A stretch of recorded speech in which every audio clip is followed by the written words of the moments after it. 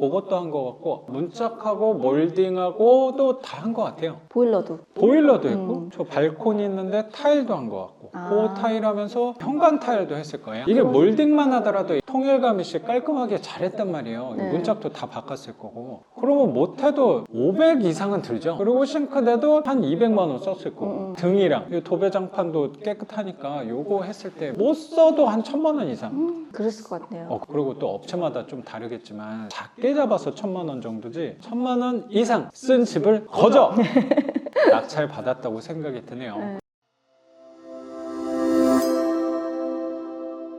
그래도 짧게 빈 편이네. 거의 1년 정도 빈 집이긴 한데 집 컨디션은 그래도 빌라 왕으로 의심되는 전 채무자께서 수리는 한번 어느 정도 손은 대고 전세 세입자를 받지 않았을까라고 생각이 좀 드네요. 전세 세입자 받을 때 그때 보증보험 딱 맥시멈으로 받을 수 있는 선으로 해서 세입자를 받았다는 생각이 좀 들어요. 연식이 언제죠, 선생님? 2001년? 2002년? 2000년 초반인데 네. 그러면 저 싱크대도 새로 한 것 같고 등도 너무나도 화려한 등이 또 LED 등이 달려있는 거 깨끗해서. 보니까 그것도 한 것 같고 문짝하고 몰딩하고 또 다 한 것 같아요. 보일러도. 보일러도 있고 저 발코니 있는데 타일도 한 것 같고 아. 그 타일 하면서 현관 타일도 했을 거예요. 이게 몰딩만 하더라도 통일감 있이 깔끔하게 잘했단 말이에요. 네. 문짝도 다 바꿨을 거고 그러면 못해도 500 이상은 들죠. 그리고 싱크대도 한 200만 원 썼을 거고 등이랑 이 도배장판도 깨끗하니까 요거 했을 때 못 써도 한 1000만 원 이상. 그랬을 것 같네요. 그리고 또 업체마다 좀 다르겠지만 작게 잡아서 1000만 원 정도지 1000만 원 이상 쓴 집을 거저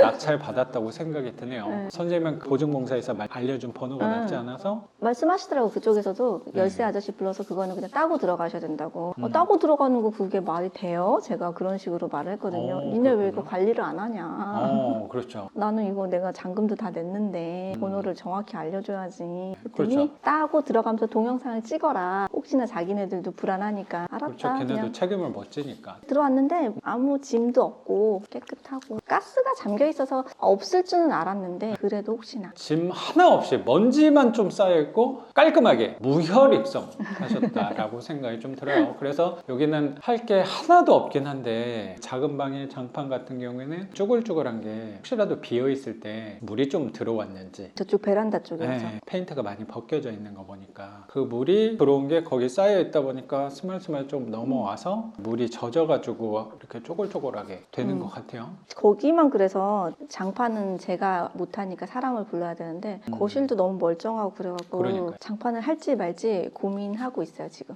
저거는 그냥 하는 게 낫지 않을까라고 생각은 맞아요. 들긴 하는데 근처에 도배장판 저렴하게 해주시는 분들을 알고 있긴 한데 네. 한번 나오는 인건비가 비싸다 보니까 부담스러울 수 있잖아요. 그쵸. 그래서 네. 만약에 하면은 네. 저는 못 봤는데 여기가 신발장이 없어요.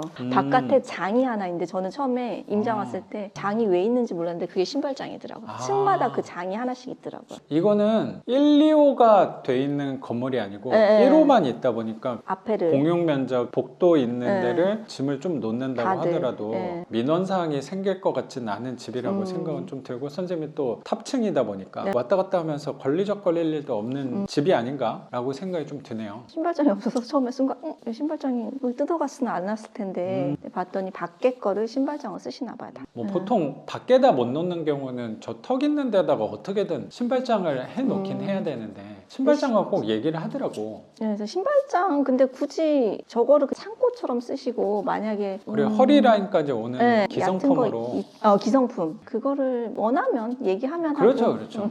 그리고 아마 신발장 여부에 대해서는 오자마자 세입자께서 알아챌 부분은 아닌 것 같고 그거를 우리가 네가 계약할 때 얘기 안 했으니까 절대 안 해줘 그거는 이런 아니고. 얘기라기보다 네. 당연히 맞춰서 해준다. 필요한 거에 대해서 내가 사주거나 아니면 네가 고르면 내가 지원을 해주겠다. 네, 뭐 그런 식으로 유연하게 맞아요. 작가님. 맞춰가는 게 현명한 결정이 아닌가. 이번에 여기 지금 4번째 도어락 할 때 2번째 집에서 도어락을 자기가 이거를 바꾸고 싶다 약간 건드거려서 그래서 자기가 바꾸면서 이거를 보관해야 되는데 버려도 되냐 물어보니까 본인이 바꾸겠다 하시는 거예요. 아. 제가 그 전화가 왔을 때 살짝 조금 불편했어요. 막. 고민스럽죠, 우리는.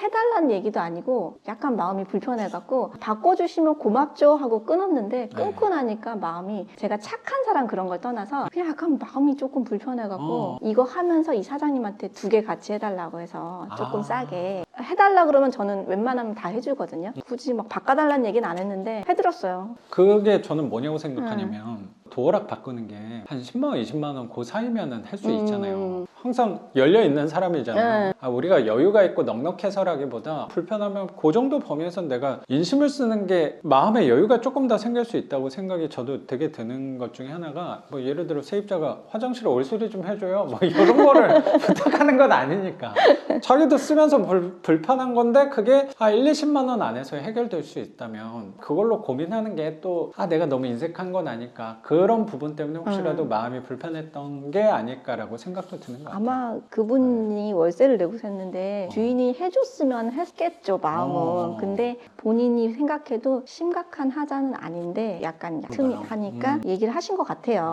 끊고 나니까 해주시면 고맙죠 하고 끊었는데 마음이 불편했어요. 맞아요. 저도 최근에 세입자가 들어오면서 그건 좀 깨끗한 집이어서 뭐 도어락이 잘 안 된다고 본인이 바꾸냐라는 식으로 또 얘기를 해가지고 저도 어쩌면 선생님이랑 되게 비슷했네. 편하신 대로 하세요. 저도 한번 애매하게 대답했다가 좀 불편한 거예요.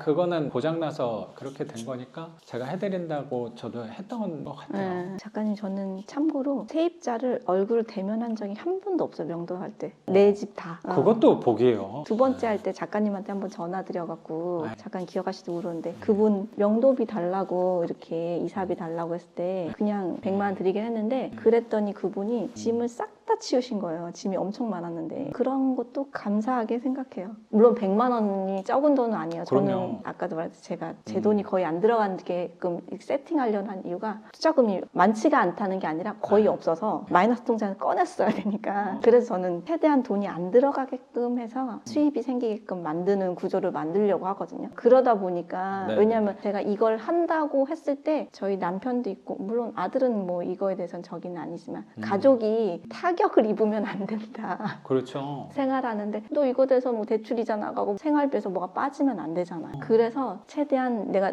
가져오는 돈은 적은데 대출도 많이 받고 했지만 내 돈이 안 들어가게끔 그렇게 만들려고 하니까 자꾸 허름한 거 이렇게 꾸질꾸질한 걸 보게 되더라고요. 뭐 이 집은 되게 좋은 편이라고 생각하는데